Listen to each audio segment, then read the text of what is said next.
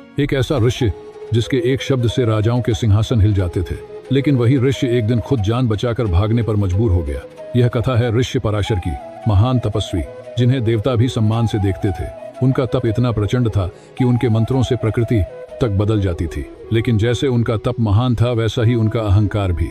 एक बार गंगा तट पर उन्होंने तपस्या के दौरान एक अप्सरा को देखा। मन विचलित हुआ, तप भंग हुआ और उसी क्षण उनका अहंकार जाग उठा। क्रोध में उन्होंने उस अप्सरा को श्राप दे दिया, तू पृथ्वी पर जाकर मनुष्यों के समान जीवन जिएगी। अप्सरा रो पड़ी और भयभीत होकर बोली, महर्षि, मुझसे भूल हो गई, कृपा करें। लेकिन ऋषि का क्रोध शांत नहीं हुआ। उसी समय भगवान विष्णु प्रकट हुए। उन्होंने पराशर से कहा, तुम्हारा तप महान है, लेकिन क्या तुम्हारी करुणा भी उतनी ही महान है? यह सुनकर ऋषि पराशर चुप हो गए। भगवान ने आगे कहा, जो तप करुणा से खाली हो, वह कात करुणा से खाली हो, ईश्वर तक नहीं, केवल अहंकार तक पहुंचाता है। ऋषि पराशर को पहली बार अपने भीतर का सच दिखा।